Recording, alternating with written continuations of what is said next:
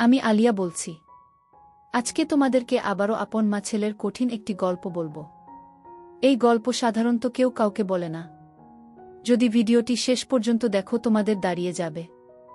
আগে গোসল করব, তারপর খাবো বলেই আমি পুকুরে গেলাম। আজ গামছাও নিলাম না। গোসল করে ভেজা কাক হয়ে এলাম আম্মার কাছে। আগের দিন তো হালকা ভেজা গামছায় এতই ভালো বোঝা যায়নি, কিন্তু আজ একদম ভিজে গায়ে সেটে আছে লুঙ্গি। আম্মার দৃষ্টি আমার উপরেই, আর চোখে গিলে খাচ্ছে। জিভে যেন জল এসে গেছে এমন করে তাকিয়ে আছে। আমি তমাল, জয়পুরহাট থেকে 20 কিলোমিটার গভীরে এক অজপাড়া গায়ে থাকি। আমার পরিবারে আমার মা আর আমার বাস। পরিবারে আমরা দুজন ছাড়া আর কেউ নেই। বাবা করোনায় মারা যায়। গ্রামের সর্বদক্ষিণে আমাদের বাড়ি। তারপরে আর কিছুই নেই। পাহাড় জঙ্গলে ভর্তি, যেখানে কসমিনকালেও কেউ আসে না। বাড়ির সাথে লাগোয়া কয়েক বিঘা জমি থাকায় আমাদের মা ছেলের সংসার কোনোমতে চলছে। বাবা মারা যাওয়ার পর পড়াশোনা বাদ দিয়ে মার সাথে মাঝে মাঝে কৃষিকাজ করি। সবজির ক্ষেত করি বলে আমরাই যা করার করি। আর আমি একটা কাপড়ের দোকান চালাই। তো দুজনের সংসার বেশ চলছে। আমার বয়স 19 আর আম্মার 36। 16 বছরে বিয়ে হয়ে 1 বছর পরেই আমি পৃথিবীতে আসি। আম্মার গায়ের রং প্রচণ্ড ফর্সা। শুনেছি নানিও নাকি ফর্সা ছিল, তাই আম্মার এমন। আম্মার শরীরের রঙের মতোই অপরূপ সুন্দরী তিনি। এমন চেহারার রূপসী নারী আর নেই আমাদের গ্রামে। কেউ বলবে না তার 19 বছরের সন্তান আছে। 24-25 বছর বয়সী বিবাহিতা নারীর মতো একদম। আম্মার সাথে আমার মনের প্রচণ্ড মিল। আমায় ভীষণ ভালোবাসে আম্মা। কখনো একটু বকাও দেয়নি জীবনে। বলে আমি তার সবকিছু। যাই হোক, আসল ঘটনায় আসি। আম্মাকে নিয়ে কখনো আমার মনে খারাপ চিন্তা ছিল না। সাধারণ মা ছেলের মতোই। তবে বয়সের সাথে সাথে নিজের বয়সের চেয়ে বড় মেয়ে ও মহিলা দেখে মনে সুপ্ত বাসনা তৈরি হতে থাকে। স্কুলে পড়ার সময় কখনো ক্লাসের মেয়েদের দেখতাম না। ম্যাডাম বা আন্টিদের প্রতি নজর যেত সবসময়। আর এখন এটা আরও বেড়ে গেছে। 19 বছরে অনেকেই বিয়ে করে, কিন্তু আমার এখনো হয়নি। তার উপর কাপড় বিক্রি করি। দোকানে মহিলাদের পোশাকই বেশি। খুব কষ্টে তাদের সামনে নিজেকে সামলাই। আর তার উপর গ্রামের একমাত্র কাপড়ের দোকান আমার বলে সবাই এখানেই আসে কেনাকাটা করতে। গ্রামের এমন কোনো মহিলা বা মেয়ে নেই যাদের ওই কাপড়ের সাইজ আমি জানি না। ভাগ্য ভালো হলে প্রায় মাপ নিতে গিয়ে কৌশলে হাত বুলিয়ে মনের আশ মিটাই। এমন করে আরও বেশি খালা কাকিদের প্রতি আগ্রহ বাড়ছে। এমন করেই যে একদিন আমার জীবনের মোড় ঘুরবে তা কখনো কল্পনাও করিনি। হঠাৎ একরাতে স্বপ্নদোষ হল। মা ছেলে দুজন মানুষ, তাই একটা ঘর দিয়েই চলছি আমরা। আম্মা আমার বিপরীত পাশে একটা খাটে ঘুমায়। আমাদের মাঝে চাদরের বেড়া দেয়া। তো উঠে বসে দেখি বিছানা একদম তলিয়ে গেছে ভিজে। লুঙ্গির শুকনো অংশ দিয়ে বিছানায় ভেজাটুকু কোনোমতে মুছে টয়লেটে গেলাম। টয়লেট শেষে ঘরে ঢুকতেই হঠাৎ চোখটা আম্মার দিকে গেল। আর চোখ আটকে গেল সেদিকে। শাড়ি উপরে উঠে পায়ের কিছুটা বেরিয়ে আছে, কিন্তু এইটুকু দেখে আমার চোখ আটকে গেল। নিজের অজান্তেই কেমন একটা ঘোরে হারিয়ে গেলাম আমি ও এগিয়ে আম্মার কাছে গেলাম। আম্মা গভীর ঘুমে আছে। নিঃশ্বাসের সাথে বুকটা উঠানামা করছে। আর কেউ যেন আমার বুকে ঢাক পেটাচ্ছে। মন ভরে অধীর আগ্রহে আম্মার রূপ দর্শন করছি। হঠাৎ আম্মা আড়মোড়া ভাঙতে লাগল ঘুমের মাঝে। আমি দ্রুতে নিজের বিছানায় এসে শুয়ে পড়ি। সারা রাত শুধু আম্মার কথা ভেবেই পার করলাম। ঘুমাতে পারলাম না। অনেকক্ষণ পরে চোখ বুজলাম। সকালে উঠে উঠোনে গিয়ে দেখি আম্মা গরুর দুধ দোহাচ্ছে। আগেও দেখেছি, কিন্তু আজ চোখে পড়ল আম্মার পিঠ অনেকটা খোলা। মসৃণ ত্বকের পিঠ দেখে সাবানের অ্যাড করা নায়িকা সব ফেল। রাতে আম্মার সামান্য সৌন্দর্য দেখেই আমি আম্মার প্রতি নিষিদ্ধ আকৃষ্টতা অনুভব করতে লাগলাম। এটা খারাপ বা ভালো এমন কোনো চিন্তাই মাথায় আসছে না। আম্মার পিছনে দাঁড়িয়ে দেখেই যাচ্ছি। হঠাৎ আম্মা পিছন ফিরলে চমকে গেলাম দুজনেই। ছি ছি, আম্মা বুঝে ফেলল না তো? কিন্তু আম্মা বলল, কি সোনা, ঘুম ভাঙছে তোমার? বলে রাখা ভালো, আম্মা আমাকে সবসময় সোনা ডাকে আর তুমি করেই বলে। যাই হোক, আম্মার কথায় মনে হলো না যে সে বুঝেছে আমি কি করছিলাম। আম্মা, যাও মুখ ধুয়ে আসো, খাবার দিচ্ছি। আম্মা আজকে দুধ খাবো। আম্মা, এই দুধ খাবা? আমি মনে মনে অন্য কিছু বলতে লাগলাম। আম্মার ডাকে সম্বিত ফিরল। আম্মা, এই দুধ মাত্র দোহাইতেছি। গরম না করলে খাবা কিভাবে? আমি এভাবেই খাবো। তুমি খাইয়ে দাও। আম্মা, আচ্ছা আসো। এই নাও পাগল ছেলে। আম্মা গ্লাসে করে দুধ ঢেলে এগিয়ে দিল। আম্মা মুচকি হেসে আমার চুল আউলে দিয়ে বলল, এখন যাও হাত মুখ ধোও। খাইতে দিব। আমি হাত মুখ ধুয়ে খেতে আসলাম। এসেই বলি, আজ আমাকে খাওয়াই দাও।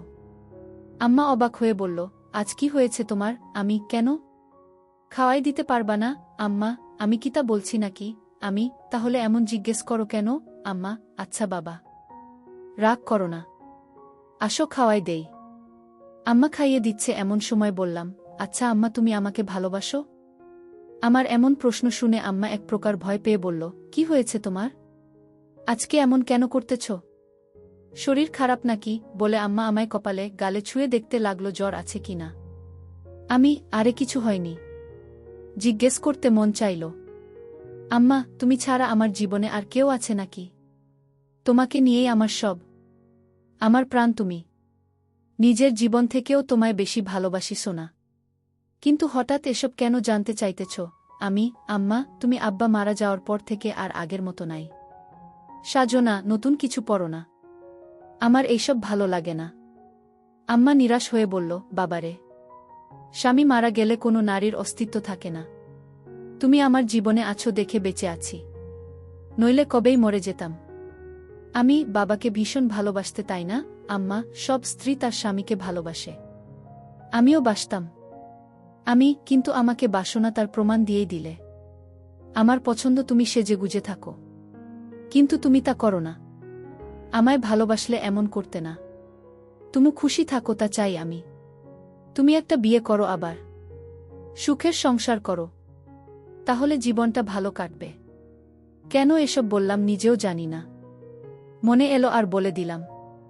আমার কথা শেষ হতে না হতেই ঠাস করে একটা চড় পড়ল আমার গালে। আমি ব্যথার চেয়ে অবাক হয়েছি। আমার জ্ঞান হবার পর কখনো আমাকে কেউ মারেনি। মার দূরে থাক, কখনো চোখ রাঙিয়ে কথাও বলে না। কিন্তু আজ এতই রাগ হলো যে মার খেলাম। আম্মার চোখ লাল হয়ে আছে। কাঁদতে কাঁদতে বলল, নিজের বাবা মরে গেছে বলে মাকে অন্যের বিছানায় দিতে চাও? বোঝা হয়ে গেছি আমি, তাই না? আমাকে খাওয়াতে পড়াতে কষ্ট হচ্ছে। আমি চলে যাব, চিন্তা করো না।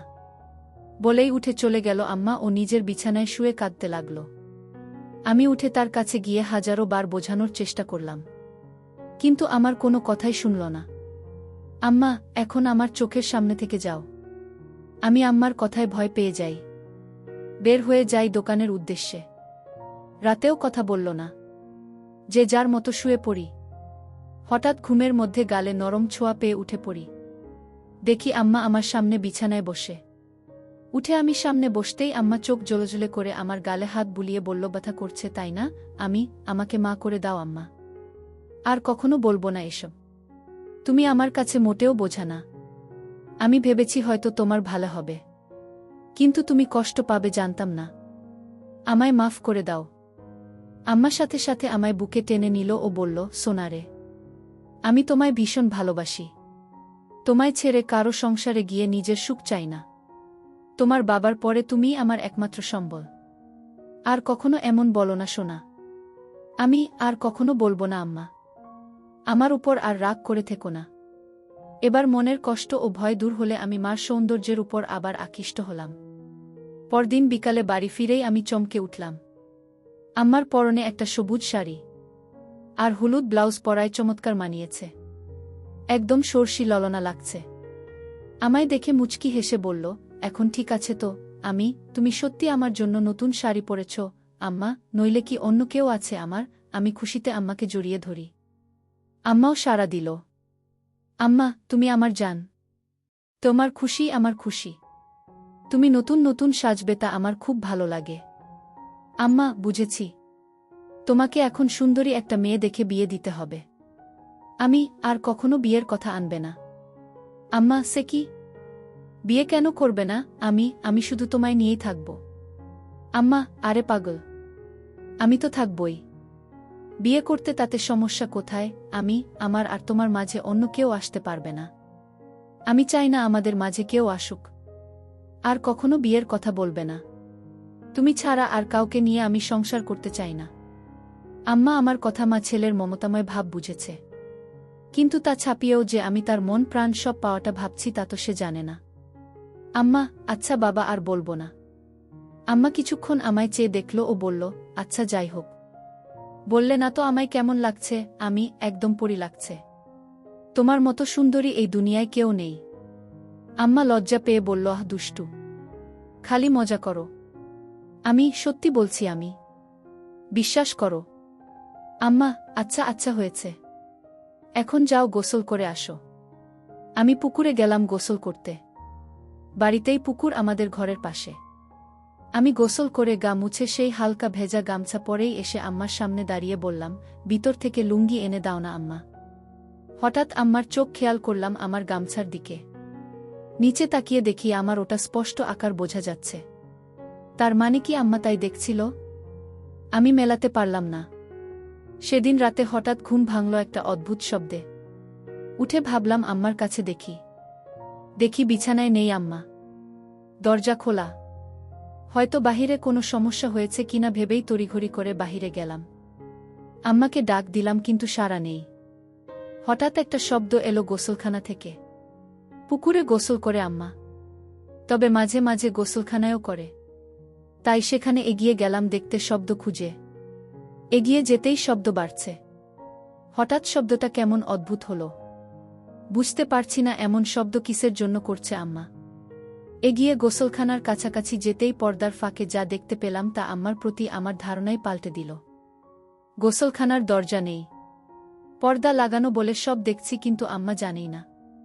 আম্মা টিউবওয়েলের চোখা অংশের উপর বসে আজব কাজ করছে। শাড়ি পরা বলে তা দেখা যাচ্ছে না, কিন্তু বোঝা যাচ্ছে। কাজ সেরে আম্মা টিউবওয়েল থেকে নেমে গেলে আমি চুপি পায়ে ঘরে এসে শুয়ে পড়ি। চোখ বুজে হালকা খুলে দরজায় নজর রাখি ঘুমের ভান করে, আর লুঙ্গি তুলে রাখি যেন দেখা না গেলেও আম্মার কৌতূহল বাড়ে। আম্মা ঘরে ঢুকল। দরজা আটকেই আমার বিছানার কাছে এসে দাঁড়াল। সে দাঁড়িয়ে থাকায় তার চোখে বাহির থেকে জানালার ফাঁক দিয়ে আসা চাঁদের আলোয় স্পষ্ট দৃষ্টি আমায় গিলে খাচ্ছে। ঘুমের মাঝে আমি আড়মোড়া ভাঙার ভান করলাম। তাতে আম্মা তড়িঘড়ি করে চলে গেল নিজের বিছানায়। আমার মন খুশিতে নেচে উঠল আমার প্রতি এতই আকর্ষণ দেখে। কখন যে আম্মার কথা ভাবতে ভাবতে ঘুমিয়ে গেলাম বলতেও পারি না। সকালে ঘুম ভাঙতেই উঠে দেখি আম্মা এখনো ঘুমিয়ে আছে। কিন্তু অবাক করা বিষয় দেখি মাঝখানের চাদরটা সরিয়ে রাখা। আম্মাকে দেখে চোখ আটকে গেল। আমি আম্মাকে ডাকলাম, আম্মা উঠো। সকাল হয়ে গেছে তো। আজকে এতই সকাল হয়ে গেল উঠুনি যে? আম্মা ঘুম থেকে চোখ মেলে উঠে বসল। কিন্তু সামান্য বিচলিত নয় আমায় দেখে যে তার কাপড় ঠিক নেই। স্বাভাবিক গতিতেই কাপড় ঠিক করে বিছানা থেকে নামল। আমি, এতই দেরি যে? ক্লান্ত নাকি আম্মা? পরিশ্রম করা হয়েছে খুব তো, তাই ক্লান্ত। এখন ভালো লাগছে। আমি মনে মনে বললাম, কি পরিশ্রম তা তো জানি। এই চাদর সরানো যে আম্মা, আমি সরিয়েছি। ঘরে আমরা ছাড়া কেউ নেই তো চাদর রেখে কি হবে? আর যে গরম পড়েছে, এভাবে চাদর থাকলে আলো বাতাস চলাফেরা করে না। আম্মার যুক্তি শুনে মুচকি হাসলাম মনে মনে। আম্মা, তোমার খিদে লেগেছে তাই না? তুমি হাত মুখ ধুয়ে আসো। না, আগে গোসল করব, তারপর খাব। বলেই আমি পুকুরে গেলাম। আজ গামছাও নিলাম না। গোসল করে ভেজা কাক হয়ে এলাম আম্মার কাছে। আগের দিন তো হালকা ভেজা গামছায় এতই ভালো বোঝা যায়নি, কিন্তু আজ একদম ভিজে গায়ে সেটে আছে লুঙ্গি। আম্মার দৃষ্টি আমার উপরেই, আর চোখে গিলে খাচ্ছে। জিভে যেন জল এসে গেছে এমন করে তাকিয়ে আছে। আমার বেশ ভালো লাগছে তা দেখে। আম্মা ভিতর থেকে গামছা লুঙ্গি এনে দিল ও যতক্ষণ আমার মোছা শেষে লুঙ্গি না পরলাম সে লুকিয়ে দেখেই চলল। হঠাৎ আম্মা বলল, তুমি একটু বসো, আমিও গোসল করে আসি। আজকে গরম লাগছে, এসে খাইয়ে দিব তোমায়। আমি ভাবলাম ভালোবাসা দেখাতে খাইয়ে দিবে, কিন্তু আরও কিছু অপেক্ষা করছে তা বুঝিনি। আম্মা যে গোসল করতে না, শুধু শরীর ভেজাতে পুকুরে গেছিল তা বুঝতে বাকি রইল না। 2 মিনিটেই ফিরে এলো আম্মা ভেজা শরীরে। আগেও দেখেছি এমন ভেজা শরীরে, কিন্তু আজ আমাকে দেখাতে যে আম্মা ভেজা শরীরে এসেছে তা আমি জানি। হঠাৎই আম্মা এগিয়ে এসে বলল, বাবু আমার হুকটা খুলে দাও তো। ব্লাউজটা আর চলবে না মনে হয়। আমিও সুযোগ পেয়ে বলে বসলাম, ছেলের কাপড়ের দোকান। আর তুমি কিনা একই জিনিস নিয়ে পড়ে আছো। নতুন নিয়ে নাও। তাহলেই তো হয়। দোকানে গিয়ে নিয়ে এসো পছন্দ করে যেটা ভালো লাগে। আম্মা, ইস, ছেলের দোকান, তাহলে যে আনতে হবে কেন? ছেলে আনতে পারে না? কষ্ট করে বাজারে দৌড়ঝাঁপ করাবে নাকি? আমি, আচ্ছা বাবা, সব পাঠিয়ে দিব, তুমি পছন্দ করে নিও। ইচ্ছে করেই বললাম যেন আরও গভীর হওয়া যায়। আম্মা, পাঠাবে মানে? আমি ফেরিওয়ালা কাকির কাছে পাঠিয়ে দিব। আম্মা, বাহিরের মানুষের সামনে পছন্দ করতে পারবো না। আমি তো জানি না ওসব সাইজ টাইজ। তাছাড়া আমার সামনে এসব সমস্যা হবে না। আম্মা, তোমাকে কে বলল সমস্যা হবে? দোকানদার হয়েছ, খদ্দেরকে কাপড় দেখাবে। কি সব বলছো বলো তো? দোকানেও কি এমন করো? আমি, আচ্ছা বাবা, ভুল হয়েছে। আমি নিয়ে আসবো সবগুলো। তোমার পছন্দমতো সাইজ বুঝে নিও। আম্মা, সব কেন আনবে? আমার সাইজেরগুলোই আনবে শুধু। রং আমি বেছে নিব। সাইজ 34। মনে থাকবে তো? আমি আম্মার দিকে হা করে তাকিয়ে আছি। আম্মা এতইটাই আমার উপর ফিদা যে উঠে পড়ে লাজলজ্জা সংকোচ ভুলে আমায় সব জানিয়ে দিচ্ছে। আমি প্রচণ্ড খুশি ও অবাকও হলাম যে আম্মা খুব গতিতে চলছে। সারাদিন আম্মার কথা ভেবেই দিন পার করলাম। দোকান বন্ধ করার সময় বেছে বেছে বড় গলাওয়ালা কয়েকটা নিলাম। দোকান থেকে বের হয়েই সোজা বাসায় পৌঁছে যাই। গিয়ে দেখি আম্মা খেতে কাজ করছে। আমিও গেলাম সেখানে। কিন্তু গা মেখে গেছে ধুলোবালি ও কাদা দিয়ে। আজ কেমন অদ্ভুত লাগছে। এমন করে কাদা মাখামাখি হয় না কখনো। বাড়ির ভিতরে ঢুকতে ঢুকতে বললাম, তুমি তো কাদা দিয়ে মেখে গেছ। শাড়ি পুরো মেখে গেছে। আম্মা, কি করব বলো? একসেট হয়ে তো কাজ করা যাবে না, তাই না? আমি অবাক হয়ে গেলাম আম্মার কথা শুনে। আম্মার দিকে হুট করে তাকাতেই আম্মা হেসে দিল। সাথে আমিও হেসে দিই। ধীরে ধীরে কেমন একটা ঘুলে মিলে যাচ্ছি দুজনে। সবজির ডালা রাখার পরে আম্মা বলল, আমার জিনিস আনছো? আমি হুম। পরে দেখো, সাইজে না হলে পাল্টায় আনবো। আম্মা বলল, সাইজ হবে। বিশ্বাস আছে তোমার উপর। বলেই মুচকি হেসে চলে গেল ঘরে। আমি বাহিরে দাঁড়ানো। একটু পরেই আম্মা ডাক দিল। ভিতরে যেতে যেতে ভাবলাম মজার কিছু হবে। কিন্তু আম্মা আমায় হতাশ করল। আম্মার হাতে একটা হলুদ শাড়ি গামছা। আম্মা, তুমি একটু বসো, আমি গোসল করে আসি। বলেই আম্মা পুকুরে চলে গেল। কিছু না ভেবেই চলে গেলাম একটু পরেই পুকুরের কাছে। ঝোপঝাড়ে গিয়ে দাঁড়িয়ে উকি মারতেই চোখ কপালে উঠে গেল। আহ, কি সুন্দর লাগছে, বলা বোঝানো যাবে না। হঠাৎ একটা পিঁপড়া কামড় দিলে আচমকায় মুখ থেকে অস্ফুট বাঁকে উহ শব্দ হয়ে গেল আর ঝোপঝাড় একটু নড়ে গেল। আম্মা একটু চমকে এদিকে তাকালো ও দেখতে লাগলো এদিকে। পরক্ষণেই আমায় অবাক করে দিয়ে আম্মার মুখে একটা মুচকি হাসি দেখতে পেলাম। মাথায় ঢুকল না আম্মা কি আমায় দেখেই ফেলেছে কিনা। হঠাৎ নিচে পায়ের দিকে তাকিয়েই দেখি আমার শরীর পুরোটাই আম্মার দিক থেকে দেখা যাচ্ছে। আমি প্রচণ্ড লজ্জা পেলাম ধরা পড়ে। কিন্তু আম্মা তো আমায় ধরা পড়তে দেয়নি দেখে খুব ভালো লাগল। আম্মা এবার দেখাল কারিশমা। আগে পানিতে একটা ডুব দিয়ে পানি থেকে উঠল।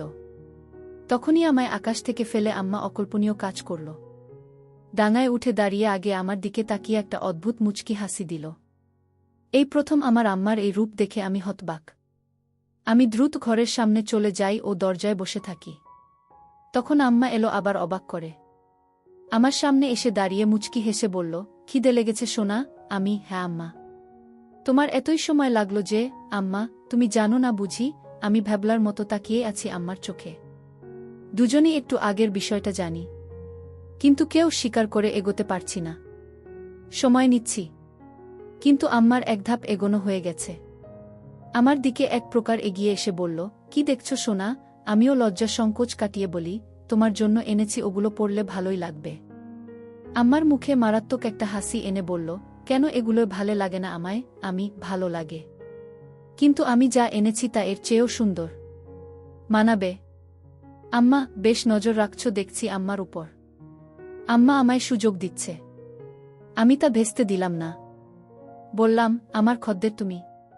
কোনোটাই কেমন লাগবে তা আমার দেখা দায়িত্ব। আম্মা চোখ পাকিয়ে বলল, তাই? তাহলে তো গ্রামের সব মেয়ে মহিলার দিকে দেখা হয়ে গেছে। আমি হকচকিয়ে গেলাম। কথা সত্যি, কিন্তু বুঝলাম আম্মার খানিকটা জ্বলন হচ্ছে। তাই আরেকটু জ্বালাতে বললাম, সবাইকে কি আর দেখব? যার জন্য সাধারণ ভাবনায় যা দেখা লাগে তাই দেখি। টাকা দেয় ভালো জিনিস দিতে, বুঝে শুনে ভালোটাই দিই। আমিও কি সবার কাতারে পড়ি? আমাকেও কি টাকা দিতে হবে? আমি মুচকি হেসে বললাম, যদি খদ্দের হয়েই থাকো তাহলে দিবে টাকা। আম্মার অধিকারে নেওয়া পাপ। তুমি কি হিসেবে চাও? ঢিল মেরেছি। এবার ঘুঘু ধরা নিজেই পড়তে চায়, তাই ঢিল নিজেই গায়ে লাগাচ্ছে। আম্মা, তা দেখা যাবে, তুমি বসো বলেই আম্মা ভেজা শরীর নিয়ে ঘরে চলে গেল। কিন্তু দরজা খোলাই আছে। কখনো এমন করেনি, কিন্তু আজ করেছে। 2 মিনিট পরেই আম্মার হঠাৎ ডাকে ভয় পেলাম। ভাবিনি এতই তাড়াতাড়ি ডাকবে, কারণ এতই তাড়াতাড়ি কাপড় পরা হয় না। তাহলে ডাকলো কেন? আমি ভিতরে আসব? আম্মা, হ্যাঁ এসো। আমি মন ফুরফুরে করে এগিয়ে ঘরে ঢুকেই চোখ জড় হয়ে গেল। আমার মনে ঝড় উঠে গেল আমার প্রতি এতই সদয় দেখে। আম্মা আমায় নিজে থেকে দেখাচ্ছে বলে গর্বে বুকটা ভরে গেল। আমি আম্মার সামনে গিয়েই তো হয়ে দাঁড়িয়ে আছি। এমন সময় আম্মা গলা কেশে বলল, কি হলো দোকানদার? মাপ ঠিকই তো এনেছ দেখছি। এতই ভালো মাপ কি করে আনলে? আমিও আমার সামনে খদ্দেরদের সাথে যেভাবে কথা বলি সেরকম বললাম, এত বছর ধরে ব্যবসা করি, জানবো না আম্মা, অন্যদের তো মাপ নিতে হয়। আমার লাগলো না যে তোমার কি অন্যের সাথে যায়? তুমি আমার সামনে সবসময় থাকো, আগাগোড়া সবই তো দেখা আছে। কথাটা আচমকা বলেই ফেললাম, যদিও এখনই বলতে চাইনি। কিন্তু আম্মার মুখে তা শুনে দুষ্টু হাসি। আম্মা, যাক, ভালোই এনেছে। তোমার গায়ে ফিট হয়েছে তো? কোনো সমস্যা হলে বলো, অন্য সাইজ আনবে তাহলে। আম্মা, একদম ঠিক আছে, কিন্তু একটা জিনিস বলা দরকার। কি বলো? আম্মার উত্তেজনা দেখে আম্মা হেসে দিল মুখে হাত দিয়ে। আমিও সামলে লজ্জা পেয়ে বললাম, কি জিনিস আম্মা? আরে কোনো সমস্যা না, একদম মাপমতন হয়েছে। কিন্তু আমার আরেকটা টাইট পরার ইচ্ছা। মাপো তো তুমি জানোই, তবুও একবার মাপ নিয়ে নাও। আমার প্রতি এতই আহ্বান দেখে মুগ্ধ। আম্মা তার গায়ে ছোঁয়ার সুযোগ করে দিচ্ছে। আমি এতই মুগ্ধ যে তাকিয়ে আছি। আম্মা, তুমি মনে হয় মাপ নিবে না? সরো, কাপড় পরে নেই। আরে না, এই তো নিচ্ছি। এক প্রকার দৌড়ঝাঁপ করে ফিতা এনে আম্মার সামনে দাঁড়ালাম। অন্যদের তো স্বাভাবিকভাবেই মাপ নিই, কিন্তু আম্মার সামনে এসে বুক ধরফর করছে। কোনো পাশ থেকে শুরু করব তাই বুঝতে পারছি না। এতই পাগল হয়েছি যে কিসের জন্য মাপ নিব তাই জিজ্ঞেসই করিনি। আম্মা মুচকি হাসছে আমার কান দেখে। কি হলো, হাসছো কেন? আম্মা, কিসের মাপ নিবে তুমি? জিজ্ঞেস করেছ? ও তাই তো। কিসের? আম্মা, জামা। পাগল ছেলে, তুমি যে দোকান করো কিভাবে জানি না। নাও এই ধরো, বলেই আম্মা হাত দুটো দুদিক ছড়িয়ে দিল। আমি একটু ঝুঁকে পিছন দিয়ে ফিতা এনে বুকের উপর রাখলাম। এখনো টাইট করিনি। আম্মা তাও বলল, আরো টাইট। আম্মার বুকে একটা কাঁপুনি হলো আর মুখে পাগলাটে একটা চাহনি। আমার চাহনি দেখে আম্মা একটু বিরক্ত হয়ে বলল, খদ্দেরদের সাথে এমন আচরণ করো তুমি? একটা মাপ নিতেও এত সময় কেন? যত যাই হোক, তুমি তো আম্মা। আম্মা, তাতে কি হয়েছে? কাজ কাজের জায়গায়, বাহিরে হলে কি এতই স্বাভাবিকভাবে তোমায় বলতে পারতাম? তুমি নিজের পেটের সন্তান, তাও যদি এতই রংচং করো। লাগবে না, যাও। বলেই আম্মা সরে যেতে নিলে আমি হাত ধরে বলি, আচ্ছা এসো, মাপ নিচ্ছি। কত রাগ করে গো আম্মা, নয়তো কি করব? বাহিরের মানুষের কাছে গিয়ে মাপ দিব? আম্মা, আচ্ছা হয়েছে, এসো, হাত ছড়াও। আম্মা, পারব না। পারলে সরিয়ে নাও। আম্মার এই অভিমান খুব ভালো লাগল। এবার সংকোচ কেটে গেলাম, তাই আমিও এগিয়ে গেলাম।